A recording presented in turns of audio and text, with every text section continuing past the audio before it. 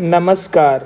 आज के वीडियो में मैं आपको प्लानिंग प्रोसेस के बारे में एक दो चीज़ें बताऊंगा कि प्लान कैसे किया जाता है चीज़ों को, ऑर्गेनाइजेशन के अंदर चीज़ें प्लान कैसे होती हैं, उसके लिए क्या क्या स्टेप्स होते हैं। तो चलिए स्टार्ट करते हैं। प्लानिंग के अंदर जो सबसे पहली चीज़ होती है वो होती है setting up of the objectives, यानी कि सबसे पहले प्लानिंग के अंदर उद्देश्य को निर्धारित किया जाता है कि आपकी ऑर्गेनाइजेशन का ऑब्जेक्टिव क्या रहेगा। आपकी ऑर्गेनाइजेशन के कई सारे ऑब्जेक्टिव हो सकते हैं, जैसे कि इस साल हमारी ऑर्गेनाइजेशन 20 लाख प्रॉफिट कमाना चाहती है, इस साल हमारी ऑर्गेनाइजेशन 2 प्रोडक्ट और लॉन्च करना चाहती है। ये जो सारी चीज़ें होती हैं वो आपकी ऑब्जेक्टिव्स में आती हैं। इस ऑब्जेक्टिव के डिसाइड होने के बाद उस ऑब्जेक्टिव को पाने के लिए प्रोसीजर्स तैयार होते हैं, मेथड्स तैयार होते हैं। तो सबसे पहली ज़रूरत है एक ऑर्गेनाइजेशन को कि उसके पास एक ऑब्जेक्टिव होना चाहिए, एक उद्देश्य होना चाहिए जिसको ध्यान में रखे बाकी सारे काम किए जा सकें। तो इसके अंदर यही बताया गया है कि प्लानिंग फंक्शन के अंदर मैनेजर सबसे पहले जो शुरुआत करता है वो करता है ऑब्जेक्टिव को सेटअप करने से, यानी कि ऑब्जेक्टिव बनाने से। क्योंकि जब तक आपका ऑब्जेक्टिव तैयार नहीं होगा तब तक आपकी पॉलिसीज़ तैयार नहीं होंगी, प्रोसीजर्स तैयार नहीं होंगे एंड सेम एज मेथड्स तैयार नहीं होंगे। क्योंकि जब आपका ऑब्जेक्टिव डिसाइड हो जाता है तो ये सारी जो चीज़ें हैं, पॉलिसीज़, आपका प्रोसीजर और मेथड्स, ये आपके ऑब्जेक्टिव को फुलफ़िल करने में काफ़ी ज़्यादा असिस्ट करते हैं और हेल्प करते हैं। ठीक है, गोल्स डिसाइड हो जाने के बाद हम ये क्लियरली डिफाइन कर देते हैं गोल्स को अपने एम्प्लॉयज़ के बीच में, क्योंकि एक्चुअल में वही लोग हैं जो उन गोल्स को अचीव करने के लिए काम करेंगे। तो उन्हें अच्छे से एक्सप्लेन करना और उन्हें अच्छे से समझाना बहुत ज़्यादा ज़रूरी है मैनेजर के लिए। तो इसमें यही बताया गया है कि after setting up the goals, clearly defined goals are communicated to all the employees को अच्छे से वो चीज़ कम्युनिकेट कर दी जाती है और डिलीवर कर दी जाती है। तो आशा करता हूँ कि आप ये पहला स्टेप समझ गए होंगे। चलिए देखते हैं हमारा प्लानिंग प्रोसेस का नेक्स्ट स्टेप। हमारा अगला स्टेप है डेवलपिंग प्रीमिसेस। प्रीमिसेस का मतलब होता है एजम्पशंस बनाना। देखिए, प्लानिंग के अंदर एजम्पशंस बनाना बहुत ज़्यादा ज़रूरी है। एक तो प्लानिंग एडवांस में होती है, आप पहले से ही डिसाइड करते हैं। अब पहले से डिसाइड करते हैं फ्यूचर को लेके, तो फ्यूचर सर्टेन नहीं होता, तो आपको काफ़ी सारी चीज़ें एज्यूम करनी होती हैं। जैसे कि आपके प्रोडक्ट की ये डिमांड हो सकती है, आपके कॉम्पिटिटर की ये पॉलिसी हो सकती है आने वाले फ्यूचर में। तो काफ़ी सारी एजम्पशंस बनाई जाती हैं जिससे कि रिस्क को काउंटर किया जा सके या रिस्क को कम से कम किया जा सके। तो इसमें यही बताया गया है कि प्रेमिसेस का मतलब होता है एजम्पशंस बनाना फ्यूचर्स के रिगार्डिंग, फ्यूचर से रिलेटेड। ठीक है, प्रेमिसेस जो तैयार होती हैं, यानी कि एजम्पशंस जो तैयार होते हैं, वो बेस होते हैं किसी भी प्लानिंग का। आप प्लान करने से पहले एक बार एज्यूम करते हैं कि ये चीज़ें हो सकती हैं, चलिए अब इन चीज़ों के आधार पर प्लान को बनाया जाए। अब इन एजम्पशंस में हम फोरकास्टिंग करते हैं। फोरकास्टिंग का मतलब है ऐसी चीज़ों को इकट्ठा करना जिसमें हम फ्यूचर को एज्यूम कर सकें, ऐसी इंफॉर्मेशन गैदर या कलेक्ट करना जिसमें आपको ज़्यादा से ज़्यादा फ़ायदा पहुंच सके, आप फ्यूचर के बारे में ज़्यादा से ज़्यादा प्रिडिक्ट कर सकें। कुछ कॉमन फोरकास्टिंग्स हैं, जैसे कि आप अपने प्रोडक्ट की डिमांड पता करने की कोशिश करते हैं कि हमारे प्रोडक्ट की क्या डिमांड रहने वाली है, गवर्नमेंट का क्या रुझान है बिजनेसेस की तरफ या कॉरपोरेट हाउसेस की तरफ, कॉम्पिटिटर्स की क्या पॉलिसीज़ हो सकती हैं। कॉम्पिटिटर की पॉलिसीज़ भी काफ़ी ज़्यादा इंपॉर्टेंस रखती हैं, क्योंकि उन पॉलिसीज़ से भी आपके बिज़नेस पर काफ़ी ज़्यादा हैम्पर यानी कि इफ़ेक्ट पड़ सकता है। टैक्स रेट क्या हो सकती है गवर्नमेंट की, एटसेट्रा। तो ये जो सारी चीज़ें हैं इसे हम बोलते हैं डेवलपिंग प्रेमिसेस, यानी कि एजम्पशंस तैयार करना कि फ्यूचर में क्या क्या चीज़ें हो सकती हैं। तो आशा करता हूँ ये वाला आप स्टेप समझ गए होंगे। चलिए देखते हैं हमारा नेक्स्ट स्टेप। हमारा अगला स्टेप है listing the various alternatives for achieving the objectives. आपको अपने ऑब्जेक्टिव को पाने के लिए उन सारे ऑल्टरनेट्स की लिस्ट तैयार करनी होती है जो ऑल्टरनेट्स आपके ऑब्जेक्टिव को अचीव करने में आपकी हेल्प करेंगे।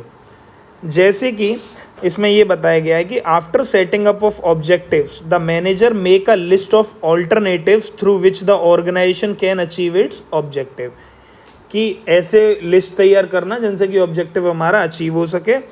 फॉर एग्जाम्पल, एक उदाहरण भी दिया गया है कि आपका ऑब्जेक्टिव अगर मान लीजिए ये है कि आपको सेल जो है वो 10% से इंक्रीज़ करनी है।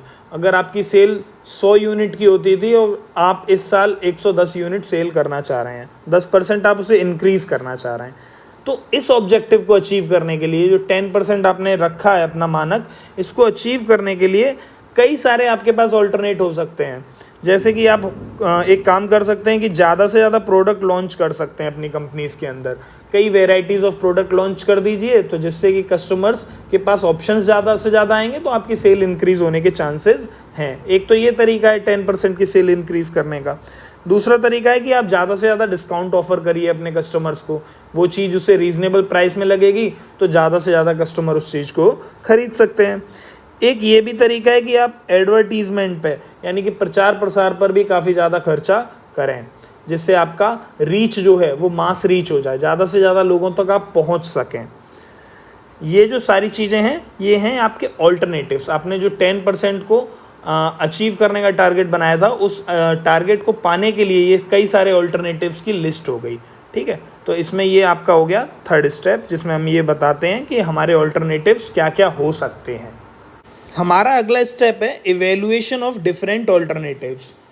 अब आपने जो पिछले स्टेप में जाना था कि किसी भी ऑब्जेक्टिव को पाने के लिए कई सारे ऑल्टरनेट हो सकते हैं, अब उन ऑल्टरनेट्स की आपको स्टडी भी करनी है कि उन ऑल्टरनेटिव्स में कौन सा बेहतर ऑल्टरनेटिव है, कौन सा आपको सस्ता पड़ेगा, किस में आपका सबसे ज़्यादा फ़ायदा है। ये सारी चीज़ों की आपको एक इवेल्युएशन तैयार करनी होगी, यानी कि मूल्यांकन करना होगा। चलिए देखते हैं इसमें क्या है। After making the list of various alternatives along with the assumptions supporting them, the manager starts evaluating each and every alternative and note down the positive and negative aspects of every alternative. देखिए, various alternatives की list तैयार करने के बाद और assumptions देखने के बाद मैनेजर स्टार्ट करता है कि हर ऑल्टरनेटिव का इवेल्युएशन करना कि किस ऑल्टरनेटिव की क्या कमियां हैं, क्या उसकी स्ट्रेंथ हैं, ये सारी चीज़ों को स्टडी करता है मैनेजर। आफ्टर दिस, इसके बाद manager starts eliminating the alternative with more of negative aspect and the one with the maximum positive aspect. Manager उस ऑल्टरनेट को ले लेता है जिसमें सबसे कम कमियां होती हैं और सबसे ज़्यादा खूबियां होती हैं या सबसे ज़्यादा स्ट्रेंथ होती हैं।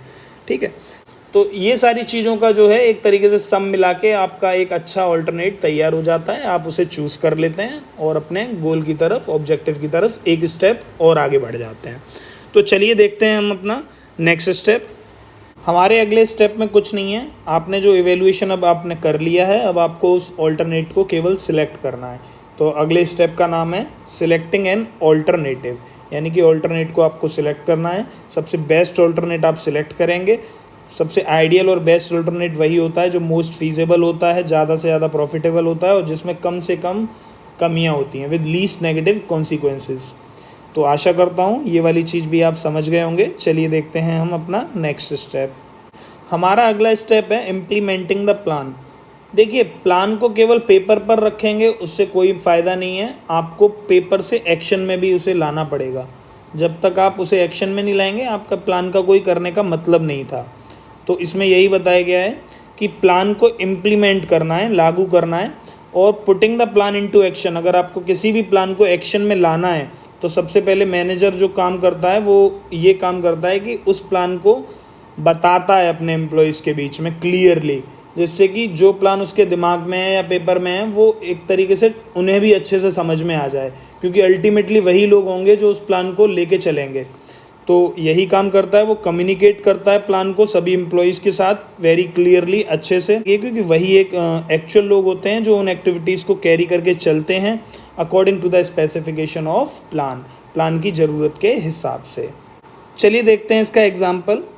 अगर आपने प्लान बनाया है कि आपको अपनी सेल इंक्रीज़ करनी है, सेल इंक्रीज़ भी आपको इस तरीके से करनी है कि आपको अपने एडवर्टाइजमेंट पे ज़्यादा खर्चा करके अपनी सेल को इंक्रीज़ करना है। तो इस चीज़ को एक्शन में लाने के लिए आप ये कर सकते हैं कि आप अपने एडवर्टाइजमेंट डिपार्टमेंट को ज़्यादा से ज़्यादा फंड अलॉट कर सकते हैं। आप एक बेहतर मीडिया हाउस चुन सकते हैं, प्रिंट मीडिया चुन सकते हो आप, इलेक्ट्रॉनिक मीडिया चुन सकते हो आप, है ना। आप एक अच्छी एडवर्टाइजिंग एजेंसी को हायर कर सकते हो। ये सारी जो चीज़ें होती हैं आपके एडवर्टाइजमेंट के कई सारे ऑल्टरनेट हो गए, इन्हें आप एवेलुएट कर लीजिए और एवेलुएट करने के बाद आप अपनी सेल को बढ़ाने के लिए कोई सा भी एक ऑल्टरनेटिव चुन लीजिए। तो यहाँ पर आपका इम्प्लीमेंटेशन कंप्लीट होता है। देखते हैं हमारा लास्ट स्टेप क्या है। हमारा लास्ट स्टेप है फॉलोअप। इसमें यही बताया गया है कि केवल प्लान बना देने से काम नहीं चलेगा, आपको लगातार प्लान के टच में रहना होगा कि आपका प्लान सही डायरेक्शन में चल रहा है या नहीं चल रहा है, उसे फॉलो करना होगा। आपका काम सिंपली इस बात से ख़त्म नहीं हो जाता कि आपने प्लान बना दिया था। आप जब उसे एक्शन में डाल रहे हैं तो लगातार चेक करेंगे कि वो राइट डायरेक्शन में कैरी कर रहा है कि नहीं कर रहा है। तो इसमें देखते हैं क्या लिखा है। प्लानिंग एक कॉन्टीन्यूस प्रोसेस है जो लगातार चलती रहती है। केवल प्लान कर दिया अब आप बैठ जाएंगे नहीं, लगातार आपको उसके टच में रहना पड़ेगा। यही इसमें बताया गया है। Managers job does not get over simply by putting the plan into action. केवल प्लान को एक्शन में कन्वर्ट कर देने से आपका काम ख़त्म नहीं हो जाता, आपके वो एक्शन सही डायरेक्शन में चल रहे हैं या नहीं चल रहे हैं ये भी आपको देखना पड़ेगा। मैनेजर को लगातार मॉनिटर करते रहना होगा इम्प्लीमेंटेशन के समय भी कि चीज़ें सही तरीके से चल रही हैं या नहीं चल रही हैं। एक एग्जांपल से इस चीज़ को समझते हैं। आपने ये चीज़ देखी कि आपके इस साल जो है एक्सपेंडिचर इतने आने वाले हैं, लेकिन आपने ये जो चीज़ें देखी हैं इस साल इतने आने वाले हैं, आपके दिमाग में था इन्फ्लेशन रेट 5% का, कि महंगाई दर जो है वो 5% की है, हम इस हिसाब से खर्चे अपने करेंगे। लेकिन इन्फ्लेशन रेट जो है वो 10% की हो जाती है जब आप प्लान इम्प्लीमेंट कर रहे हैं तब। ठीक है, तो इस सिचुएशन में जब आप फॉलो अप करते रहेंगे तो ये 10% जब हो गया तो आप तुरंत उस चीज़ को रेक्टिफाई कर देंगे या करेक्ट कर देंगे, अपने प्लान को मॉडिफाई कर देंगे अकॉर्डिंग टू सिचुएशन। इसीलिए बोलते हैं कि प्लान जो है लगातार चलता रहता है, कंटिन्यूस प्रोसेस रहती है। The manager make changes in the plan according to 10% inflation rate. जब प्लान तैयार किया था तब 5% की इन्फ्लेशन रेट थी, और जब प्लान फॉलो अप कर रहे थे उस समय 10% का हो गया, तो आपको चेंज लाना ही पड़ेगा। तो आशा करता हूँ कि आप ये सारे स्टेप्स समझ गए होंगे। ये बिज़नेस स्टडीज़ के प्लानिंग स्टेप्स थे जो कि सबसे ज़्यादा इम्पोर्टेंट हैं इस चैप्टर में। तो चलिए मिलते हैं नेक्स्ट वीडियो में जिसमें हम प्लानिंग का अगला पार्ट समझेंगे। Thank you very much for your time and patience.